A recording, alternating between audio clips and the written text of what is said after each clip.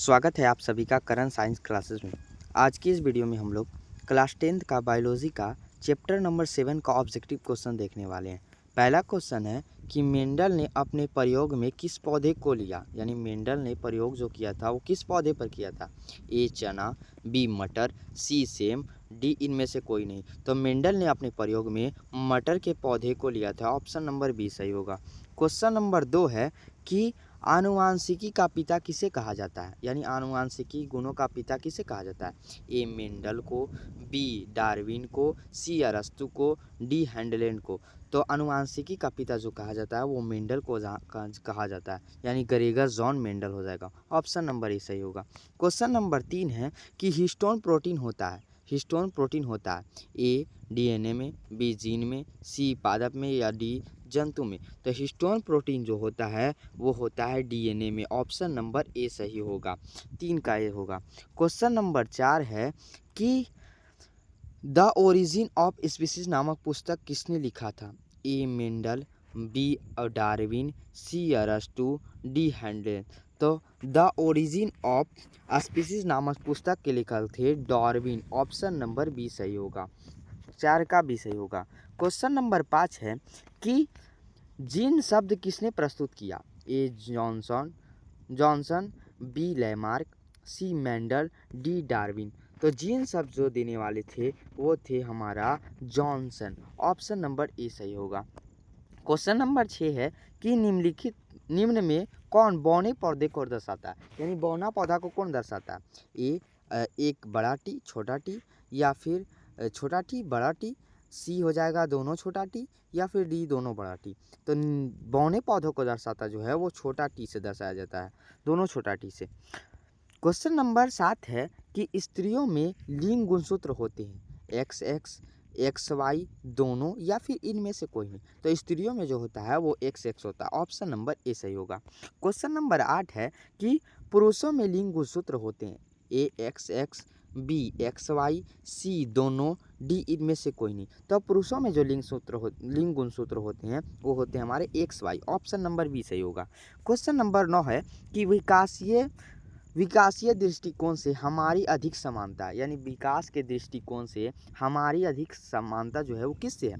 ए चीन के विद्यार्थी, बी चिंपैंजी, सी मकड़ी, डी जीवाणु। तो हमारा अधिक जो समानता है वो चीन के विद्यार्थी से। ऑप्शन नंबर ए सही होगा।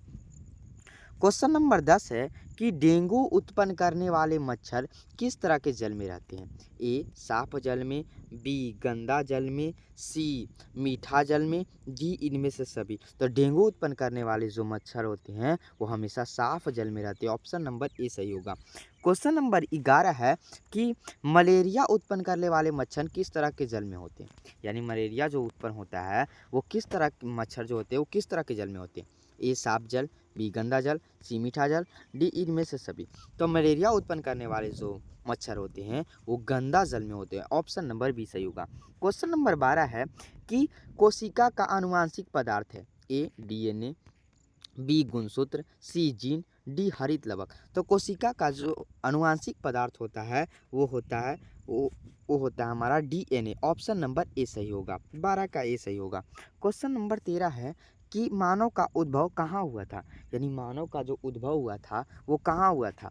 ए अमेरिका में, बी अफ्रीका में, सी इंडोनेशिया में, डी इनमें से सभी। तो मानव का जो उद्भव हुआ था वो हुआ था अफ्रीका में। ऑप्शन नंबर बी सही होगा। क्वेश्चन 13 का ऑप्शन नंबर बी सही होगा। क्वेश्चन नंबर 14 है कि न्यूक्लियस शब्द किसके द्वारा दी गई है। A Robert Brown, B Robert Hooke, C प्लाड, डी बिरचाउ। तो न्यूक्लियस शब्द जो देने वाले थे वो हमारे थे Robert brown. Option number A सही होगा। क्वेश्चन नंबर 15 है कि मनुष्य, बिल्ली तथा चमगादड़ के अग्रपात हैं। ए समजात अंग, बी असमजात अंग, सी अवशेषी अंग, या डी इनमें से कोई नहीं। तो मनुष्य, बिल्ली तथा चमगादड़ के अग्रपात जो है वो समजात अंग है। ऑप्शन नंबर ए सही होगा 15 का।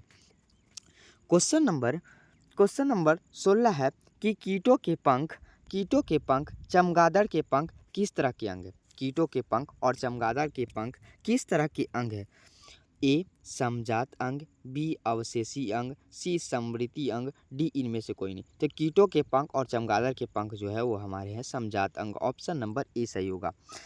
क्वेश्चन नंबर 17 है कि निम्न में कौन लंबा पौधा को दर्शाता है। तो जो बड़ा बड़ा टी होगा वो हमारा होगा, बड़ा टी जो होगा कैपिटल टी, वो लंबा पौधा को दर्शाता है। ऑप्शन नंबर डी सही हो जाएगा।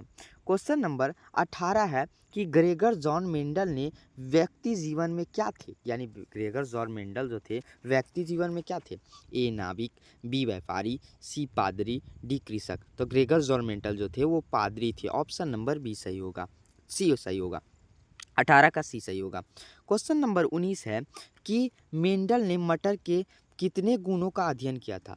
ए 10, बी 6, सी 5 और डी 7। तो मेंडल ने मटर के जो गुण का अध्ययन किया था वो 7 गुणों का अध्ययन किया था। ऑप्शन नंबर डी सही हो जाएगा। क्वेश्चन नंबर 20 है कि किसी जीव की जीनी संरचना क्या कहलाती है। ए फेनोटाइप, बी जीनोटाइप, सी जेनेटिक्स या डी इनमें से कोई नहीं। तो किसी भी जीव का जीनी संरचना जो है वो जीनोटाइप कहलाता है। ऑप्शन नंबर बी सही होगा। क्वेश्चन नंबर 21 है कि वंशागत नियमों का प्रतिपादन किसने किया। ए जॉनसन, बी लैमार्क, सी मेंडल, डी डार्विन। तो वंशागत नियमों का जो प्रतिपादन करने वाले थे वो हमारे थे मेंडल। ऑप्शन नंबर सी सही होगा। क्वेश्चन नंबर 22 है कि प्रत्येक जनन कोशिका में कितने गुणसूत्र होते हैं। ए 21, बी 23, सी 20, डी इनमें कोई नहीं। प्रत्येक जनन कोशिका में जो गुणसूत्र होते हैं वो 23 होते हैं। ऑप्शन नंबर बी सही होगा। क्वेश्चन नंबर 23 है कि मनुष्य का वैज्ञानिक नाम है, यानी मनुष्य का जो वैज्ञानिक नाम है वो क्या है।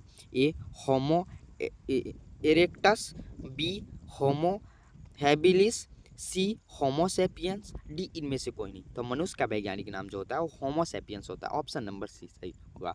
आज के इस वीडियो में 23 क्वेश्चन था। 23 क्वेश्चन में आपका स्कोर कितना रहा वो बताइएगा।